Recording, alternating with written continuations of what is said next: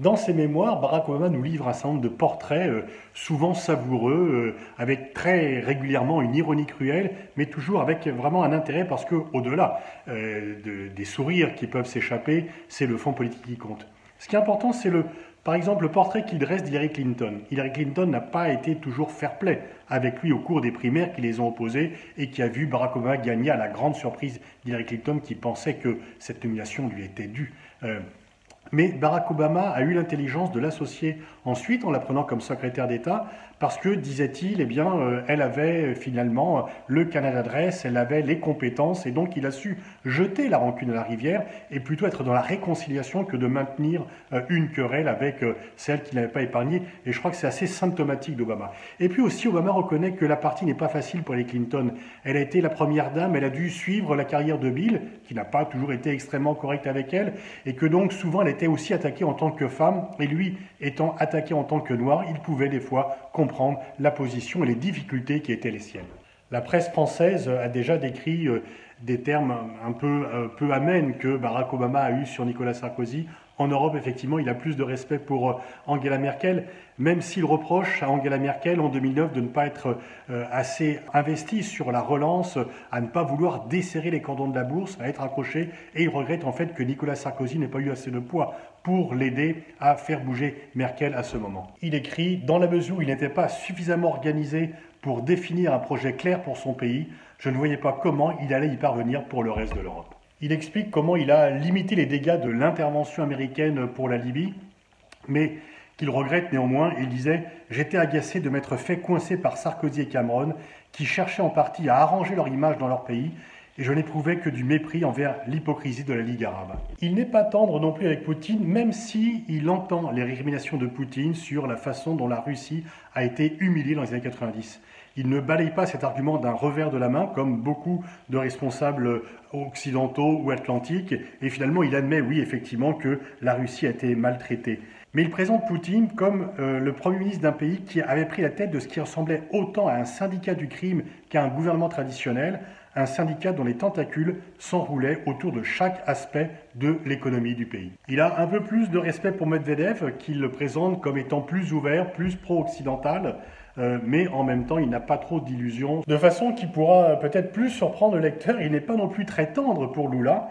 Il était, disait-on, aussi scrupuleux qu'un boss new-yorkais de la grande époque des magouilles de Tamamial, c'était une sorte de mafia new-yorkaise de l'époque, et des rumeurs circulaient à propos du gouvernement faisant état de copinage, d'accords de complaisance, de pots de vin s'élevant à plusieurs milliards. Il estime que le choix de prendre Sarah Palin comme colistière pour McCain était une erreur que lui-même a dû regretter par la suite parce que autant McCain avait des principes, autant elle n'en avait pas.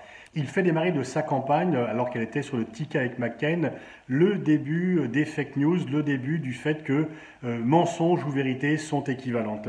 Il écrit « La nomination de Palin était troublante à un niveau plus grave.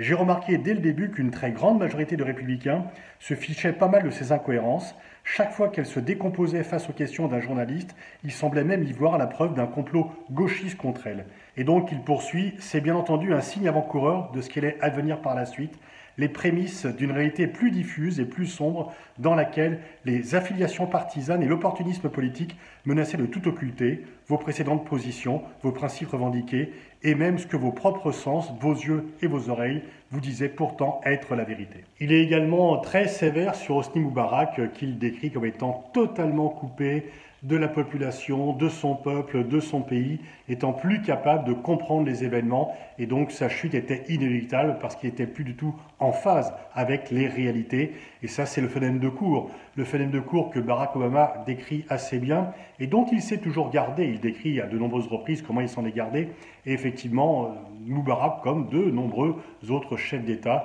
était devenu insensible à la réalité à force d'être entouré de flatteurs. Et puis, un portrait extrêmement élogieux du Premier ministre indien, Manmohan Singh, qui est au pouvoir lorsque Barack Obama l'est.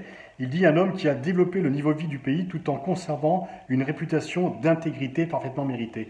Un homme d'une sagesse et d'une droiture morale peu commune, mais en même temps inquiétude sur l'avenir de la démocratie en Inde, puisqu'il y a eu des attentats qui ont été fomentés par un groupe aidé en sous-main par les services pakistanais, et il craignait, le Premier ministre indien, que l'islamophobie grandissante ne fasse le jeu du premier parti d'opposition, le BJP hindou et nationaliste. Il déclare à Obama: Monsieur le Président, dans les moments incertains, la tentation de la solidarité religieuse et ethnique peut se révéler grisante et il est très facile pour les politiciens d'exploiter ces situations en Inde comme ailleurs. Et effectivement, la dérive nationaliste que l'Inde va connaître par la suite montre bien que Singh avait raison. Enfin là, il ne cite personne, mais bon, c'est les mœurs. Il fait une visite en Arabie Saoudite et il arrive dans sa chambre, il voit disposé dans un écrin de velours un collier long comme la moitié d'une chaîne de vélo, incrusté de rubis et de diamants, qui valait sans doute des centaines de milliers de dollars, avec une bague et des boucles d'oreilles à son. J'ai relevé la tête à regarder Ben et Dennis. C'est un petit cadeau pour votre dame. Il a expliqué que d'autres membres de la délégation avaient ce type de cadeaux et de montres de luxe dans leur chambre. Apparemment, personne n'a parlé aux Saoudiens de l'autre interdiction d'accepter les cadeaux. Last but not least, le portrait de Joe Biden. Il en parle à plusieurs reprises et on voit qu'Obama a un réel respect et une réelle amitié profonde pour Joe Biden. Il raconte une réunion avec les chefs d'état-major du Pentagone et Biden lui dit en sortant, c'est les tout débuts d'Obama comme président, Biden lui dit la chose suivante: écoute patron, ça fait peut-être trop longtemps que je suis dans cette ville, mais il y a une chose que je sais reconnaître, c'est quand ces généraux essayent de coincer un nouveau président. Il a approché son visage à quelques centimètres du mien, il a soufflé: ne les laisse pas t'embrouiller. Il dit aussi à la fin du livre, dans le chapitre qui est réservé à la traque et à la mort de Ben Laden: comme à chaque fois depuis le début de ma présidence qu'une décision importante se présentait, j'appréciais la capacité de Joe à faire un pas de côté et à poser des questions qui fâchent, surtout pour me dégager l'espace mental dont j'avais besoin pour mes délibérations intérieures. Donc Biden a la confiance d'Obama, c'est de bon augure au moment où Biden va prendre la présidence.